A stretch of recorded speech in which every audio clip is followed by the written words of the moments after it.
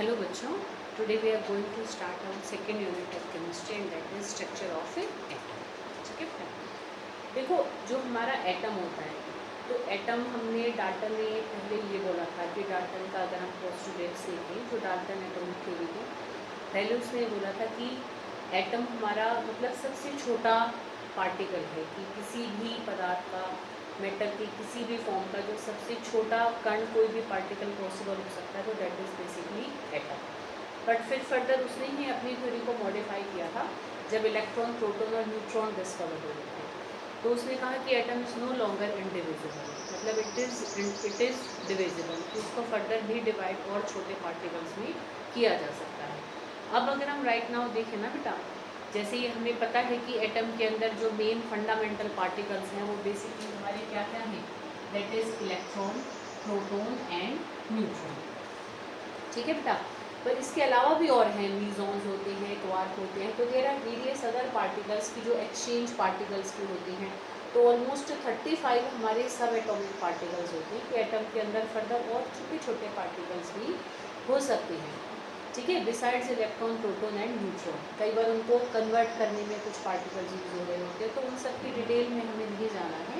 तो हम यहाँ पर अपने फंडामेंटल पार्टिकल्स को पहले देखेंगे, बहुत ब्रीफ में हम इनको देखेंगे कि एटम बेसिकली किस किस चीज़ से मिलकर बनता है, इलेक्ट्रॉन, प्रोटॉन और न्यूट्रॉन। ठीक है, तो इनको डिस्चार्ज टू द एक्सपेरिमेंट्स के थ्रू हमने एक तरीके से इनको डिस्कवर किया था। और अगर हम इनके डिस्कवरर्स के नेम देखें तो इलेक्ट्रॉन को वैसे हम जे थॉमसन को ही हम क्रेडिट देते हैं कि उसने इलेक्ट्रॉन को डिस्कवर किया, पर डिस्चार्ज ट्यूब जो एक्सपेरिमेंट किया था वो हमारा बेसिकली विलियम क्रूक्स ने किया था।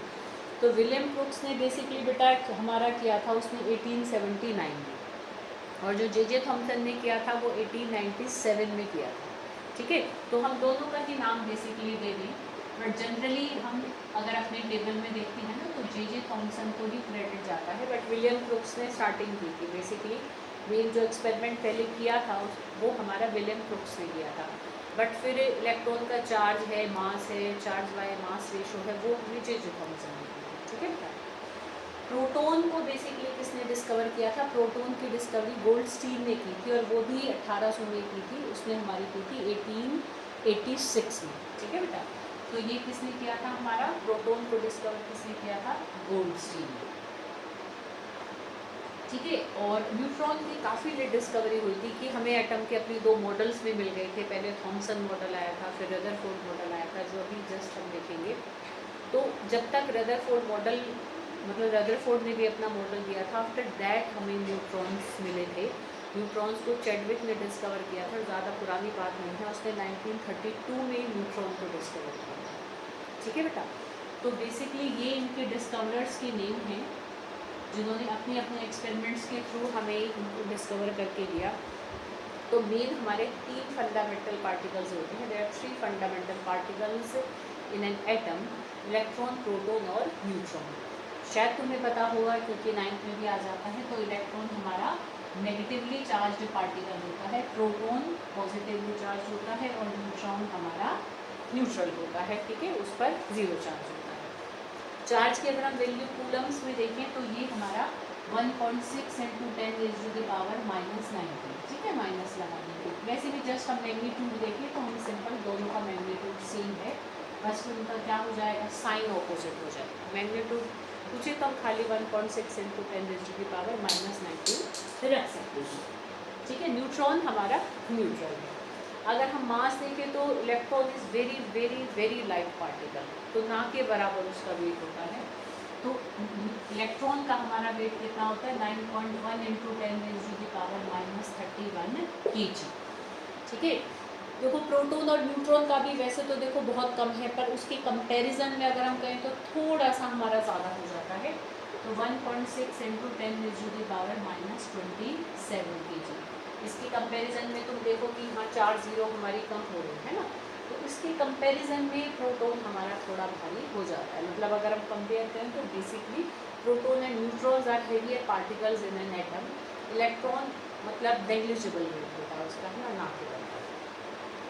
हाइड्रोजन के एक एटम से भी अगर हम कंपेयर करें ना तो प्रोटॉन और न्यूट्रॉन का वेट हाइड्रोजन के एक एटम के ही बराबर आता है।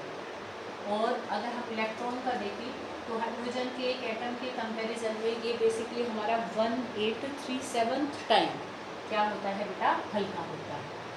तो एक हाइड्रोजन के एटम से अगर कंपेयर करें तो इलेक्ट्रॉन बहुत बहुत बहुत हल्का होता है, ठीक है। तो ये थोड़ी सी हमने जस्ट इन्फॉर्मेशन देखी कि इलेक्ट्रॉन, प्रोटॉन, न्यूट्रॉन हमारा क्या चार्ज है, क्या मास है, कौन इनके डिस्कवरर्स थे, ठीक है, इनकी वैल्यूज़ क्या है, मास और चार्ज, ठीक है बेटा। तो ये ब्रीफ में मैंने एक जगह लिख दिया है, तो मैं तुम्हें उसकी पिक भेज दूँगी। तो अपनी यूनिट की स्टार्टिंग इसी से ही करना, उसकी एक डिटेल को मैंने टेबुलर फॉर्म में ला दिया है, तो वो मैं तुम्हें सेंड कर दूँगी। देखो बच्चों, तुम वीडियो देखना, फिर मैं वीडियो के बाद तुम्हें उसका रिटर्न वर्क भी सेंड करूँगी। तो पहले वीडियो देखो, अच्छे से समझो और फिर रिटर्न वर्क को करना। रिटर्न वर्क को करने की जल्दबाजी मत करना। बच्चे उसको इतना प्रायोरिटी देते हैं कि कॉपी बनाना जैसे दुनिया का सबसे महान काम है। ऐसा कुछ नहीं है बेटा, कॉपी भी बनाना ज़रूरी है, क्योंकि तुम फिर कहाँ से अच्छे से लर्न करोगे, प्रॉपर हमारे पास एक ऑर्डर होना चाहिए। बट पहले जो अपना मेन एक तरीके से जो अपनी प्रायोरिटी पर रखो वो तुम समझने पर रखो, ठीक है। कि सब्जेक्ट की अंडरस्टैंडिंग हर चीज़ से ऊपर है, रिटर्न वर्क से भी ऊपर है, इवन लर्निंग से भी ऊपर है। लर्निंग अपने आप हो जाती है, बहुत आराम से हो जाती है, बड़ी इजी हो जाती है लर्निंग, अगर हमने पहले अंडरस्टैंडिंग अच्छे से कर रखी है, ठीक है। Understanding itself is a learning. Learning का मतलब बेसिकली वैसे अंडरस्टैंडिंग होता है, ठीक है ना बेटा। तो पहले वीडियो देखकर अच्छे से समझोगे, फिर जो मैं रिटर्न वर्क सेंड करूँगी उसको लिखोगे, फिर कोशिश करोगे कि उसको साथ साथ बेटा याद करना। ऐसे करोगे ना पूरी यूनिट तुम्हारी बड़े प्यार से कंप्लीट हो जाएगी, तुम्हें पता भी नहीं लगेगा बेटा कब हमने इतनी बड़ी ऐसे इतने सारे टफ टॉपिक्स भी हैं, तुम कहाँ से एकदम कहाँ पहुँच गए जैसे ही ये यूनिट ओवर है, ठीक है बेटा। तो इसलिए सब इस चीज़ का ध्यान रखना। तो ये हमने देखो आपने क्या देखी, हमने 3 सब एटॉमिक पार्टिकल्स देखे जो तीनों फंडामेंटल पार्टिकल्स थे, तो उनको हमने देखा। अब हम जल्दी जल्दी से क्या करेंगे बेटा, हम ये देखेंगे कि जो हमारा एटम है तो उसके जो अर्लियर मॉडल्स थे, मतलब एटम को के बारे में, एटम के अंदर ये जो इलेक्ट्रॉन, प्रोटॉन, न्यूट्रॉन है किस तरीके से प्रेजेंट है, कि एटम का बेसिकली स्ट्रक्चर क्या है। तो दैट इज़ आवर यूनिट की स्ट्रक्चर ऑफ एटम। तो एटम के स्ट्रक्चर को सबसे पहले हमें ऐसे ही मतलब थोड़ा बहुत करके हमें सबसे पहले किसने प्रोवाइड किया, that is Thompson model of atom. तो थॉमसन ने देखो बेटा अपना मॉडल दिया, जिसको हम बिल्कुल भी मानकर नहीं चलते हैं, बट हम फिर भी किसी के एफर्ट को एक तरीके से नेगलेक्ट नहीं कर सकते, क्योंकि एफर्ट होता है बेटा। कि अगर उसको, अगर कोई हमें डिस्कवरी गलत चीज़ की भी करता है ना, वो भी अपने आप में बहुत एक तरीके से ग्रेट वर्क होता है, बहुत महान काम होता है, क्योंकि एटलीस्ट उसने ये बताया कि ये चीज़ ऐसे तो बिल्कुल भी नहीं है। तो एटलीस्ट अब जो अगला काम करेगा तो उसको ये पता है ना कि मान लो एक चीज़ पे चलने के हम कहीं 100 रास्ते हैं, तो किसी ने 5 ऐसे रास्तों पे चल कर गए जो हम मंजिल तक हमें पहुँचाया ही नहीं उन 5 रास्तों ने। तो काम करने वाले के लिए 5 रास्ते तो कम हुए ना, कि 5 रास्ते जिन पर चलने से वो मंजिल मिली नहीं, तो अब आगे काम करने वाले के लिए थोड़ा काम उसने आसान कर दिया कि चलो 95 रास्ते हैं जिनसे मुझे मंजिल मिल सकती है। तो कई बार मतलब गलत डिस्कवरी, या हम कहें कि भाई जो चीज़ हम प्रूव करना चाहते थे वो प्रूव नहीं हो पाई, still that is a discovery, ठीक है। क्योंकि उससे भी हमको बहुत कुछ सीखने को मिलता है कि ये चीज़ ऐसे तो गलत है, तो अब हम सही पर चलेंगे। तो इतने रास्तों के बारे में हमको पता लग चुका होता है, इन पर नहीं चलना, ठीक है। तो इसलिए हम हर मॉडल को देखेंगे। तो थॉमसन का सिंपल मॉडल था, उसने सिंपल ये कहा कि जब तक न्यूट्रॉन डिस्कवर ही नहीं हुए थे, तो उसको सिर्फ प्रोटॉन और इलेक्ट्रॉन के बारे में उसने बताया। उसने कहा कि पूरे एटम में ना ऐसे प्रोटॉन फैले हुए हैं, पॉजिटिव चार्ज पूरे में डिस्पर्स्ड है, और उसमें कहीं कहीं बीच बीच में इलेक्ट्रॉन्स धंसे हुए हैं।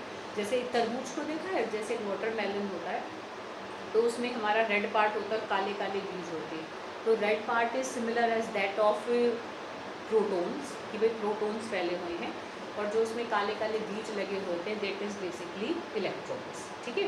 तो ये उसने सिंपल सा मॉडल दिया था। जैसे केक के ऊपर हम कहीं कहीं किशमिश लगा देते हैं, चेरीज़ लगा देते हैं, तो cake is like that of protons, और जो उसमें चेरीज़ और हम रेजन्स लगा रहे हैं, किशमिश लगा रहे हैं, तो that is basically taken as electron, ठीक है। तो ये सिंपल उसने हमें वाटरमेलन मॉडल भी कह देते हैं, इसको पुडिंग मॉडल भी कह देते हैं ना, केक को पुडिंग कह देते हैं। तो ये सिंपल सा मॉडल था, बट इसका इससे हम कुछ भी एक्सप्लेन एटम के बारे में नहीं कर पाए थे, तो इसको हम बिल्कुल भी नहीं मानकर चलते हैं। तो सेकंड मॉडल हमारा कौन सा था, that is Rutherford model of atom. तो रदरफोर्ड के मॉडल को अब हम समझने जा रहे हैं। तो रदरफोर्ड के मॉडल को बेटा मैं तुम्हें कराऊंगी, बट उसको कराने से पहले ना देखो बेटा, तुम्हें छोटी सी कुछ चीज़ें मुझे बतानी होंगी। रदरफोर्ड ने बेसिकली ना हीलियम पार्टिकल्स को लेकर चला था वो, ठीक है, मतलब अल्फा पार्टिकल लिए थे बेसिकली।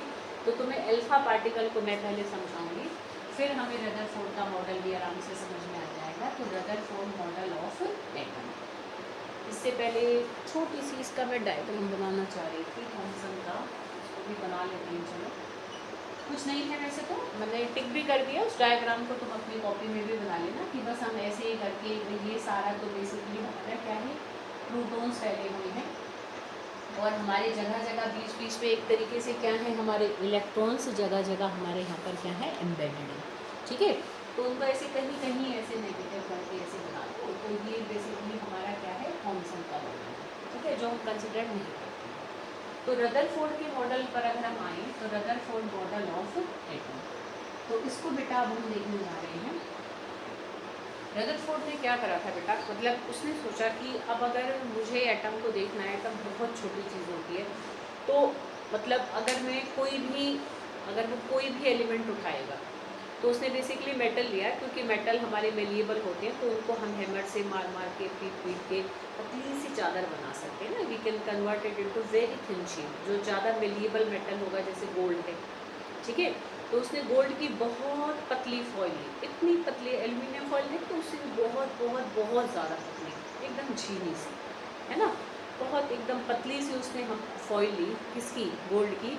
और भी जैसे जो भी हमारी मेलिएबल मेटल्स हैं, तो उन सबको इसमें हम कंसिडर कर सकते हैं, जैसे कि सिल्वर है, प्लेटिनम है, कॉपर है, तो उन सबको हम मतलब रदरफोर्ड ने कंसिडर किया। हम यहाँ जो देख रहे हैं, हम गोल्ड की फॉइल को देखें, बहुत पतली थी, ऐसे समझो जैसे 100 नैनोमीटर, नैनोमीटर ही खुद 1 मीटर हमारा कितनी उसके बराबर होता है बेटा, एक जो हमारा नैनोमीटर होता है 10⁻⁻⁹ मीटर के बराबर होता है, ठीक है। तो सोचो कि कितनी पतली ली होगी। अब 100 नैनोमीटर थिक, मतलब बहुत पतली सी उसने फॉइल ली, ठीक है। अब जैसे ये गोल्ड की फॉइल हमने ली, अब इसके ऊपर इसने क्या करा बेटा कि अल्फा पार्टिकल्स को स्ट्राइक कराया। अल्फा पार्टिकल्स कैसे स्ट्राइक कराया, देखो यहाँ ना उसने एक ऐसे ब्लॉक लिया, ब्लॉक समझते हो, मतलब देखो क्या होता है बेटा कि कुछ ना हमारे रेडियो एक्टिव एलिमेंट्स होते हैं। रेडियो एक्टिव एलिमेंट हम बेसिकली किनको कहते हैं, मतलब कुछ एलिमेंट्स ऐसे होते हैं बेटा कि जिनके एटम्स में ना रखे रखे रेडिएशंस निकलती रहती हैं, तो वो अनस्टेबल होता है, वो एटम्स हमारे, उनका न्यूक्लियस बेसिकली अनस्टेबल होता है। तो जनरल हम नॉर्मल स्टडीज़ में उनको कंसिडर भी नहीं करते हैं, क्योंकि वो रेडिएशंस हमारे लिए बहुत ज़्यादा हार्मफुल भी होती हैं, ठीक है। तो बट उसने कुछ रेडिएशन जिनमें से निकल रही हैं, बेसिकली वो जो क्या थे, हमारे रेडियो एक्टिव एलिमेंट थे। जैसे उसने यहाँ रेडियम को लिया, ठीक है, तो छोटा सा उसने रेडियम का पीस यहाँ पर रखा। अब जनरली जो हमारे रेडियो एक्टिव एलिमेंट्स होते हैं ना, 3 टाइप के रेडिएशंस निकालते हैं, एक निकालते हैं अल्फा, एक निकालते हैं बीटा, और एक निकालते हैं वो गामा जनरली, ठीक है। तो अल्फा जो हमारी रेडिएशंस होती हैं ना, वो हमारी पॉजिटिवली चार्ज रेडिएशंस होती हैं।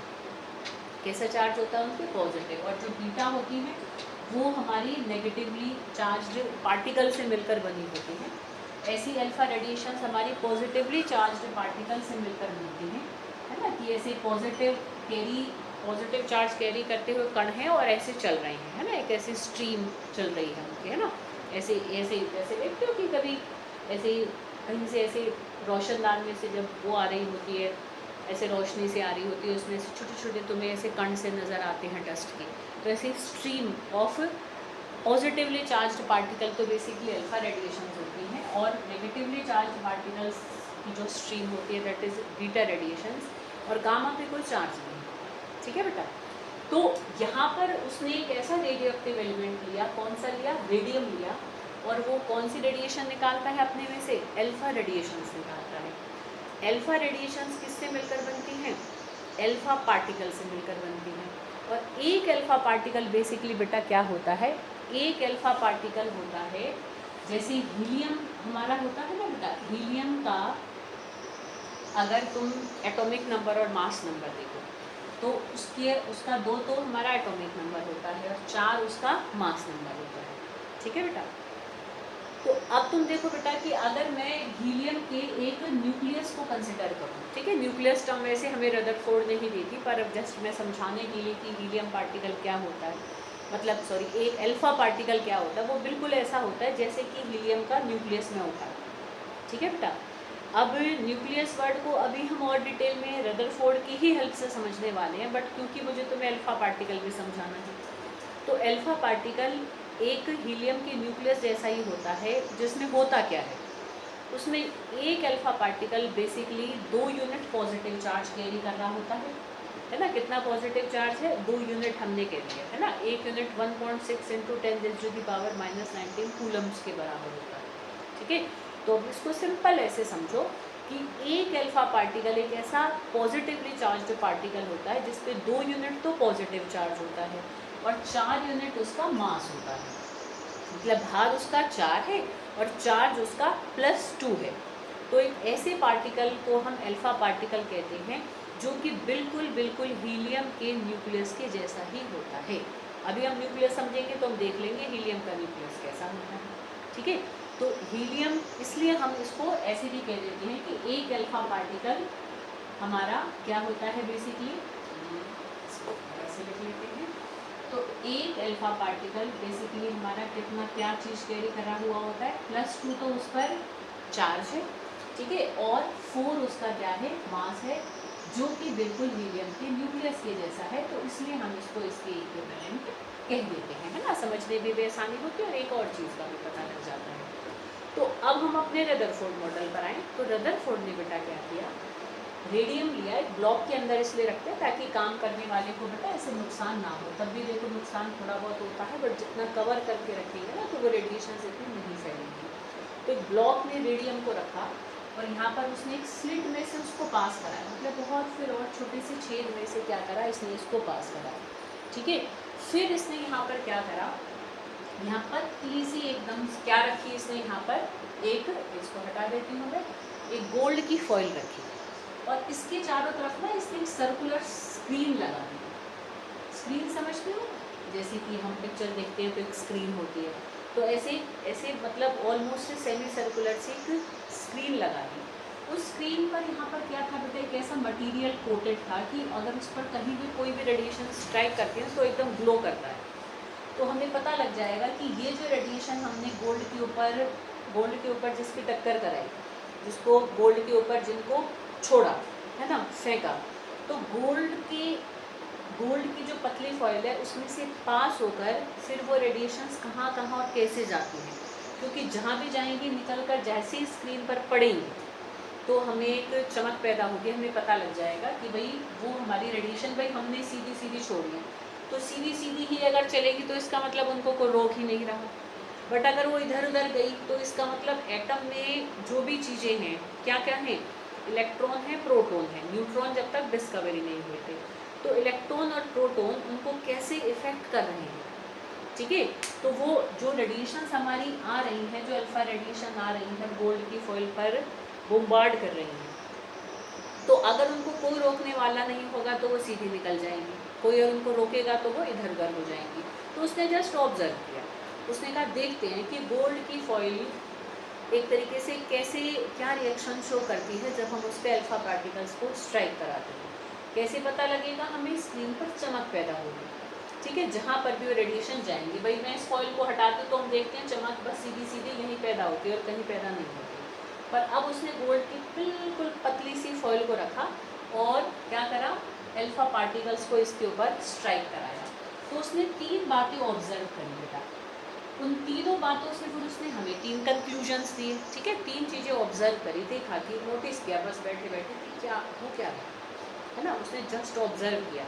फिर उन ऑब्जर्वेशन को उसने मंथन किया, सोचा सारा कि इस ऑब्जर्वेशन का ये मतलब है, ये निष्कर्ष है, इस ऑब्जर्वेशन का ये कंक्लूजन है, इस ऑब्जर्वेशन का ये कंक्लूजन है। तो ऐसे उसने 3 ऑब्जर्वेशंस में नोट करी और उसके बेसिस पर 3 कंक्लूजन्स दिए और फिर उसके बेसिस पर उसने अपना हमें क्या दिया, एटम का एक मॉडल प्रेजेंट किया। ठीक है। तो देखते हैं उसने क्या क्या चीज़ें ऑब्जर्व की।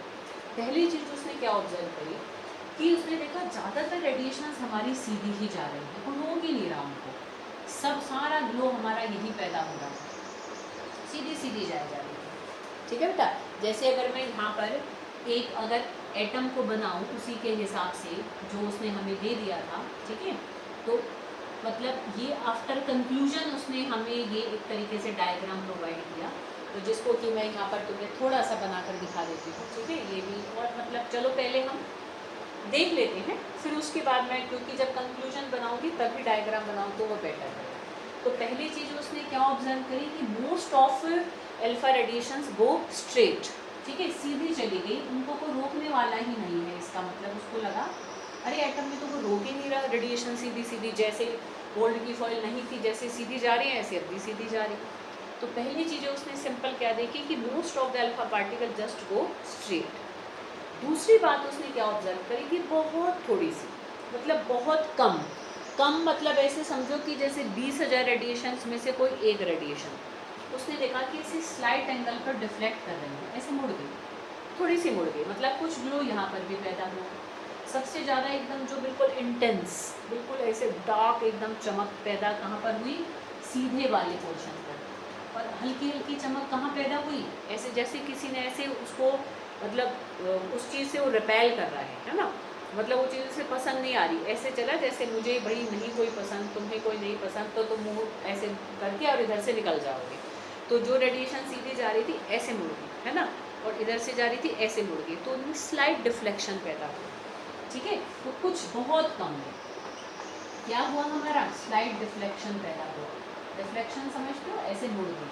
और उसने बहुत कम, मतलब बहुत कम, तुम ऐसे समझो कि लगभग कोई एक तरीके से 99.9% तो हमारी सीधी ही निकल जाती हैं, और वेरी फ्यू ऐसे समझो, मतलब बहुत ज़्यादा कम, है ना।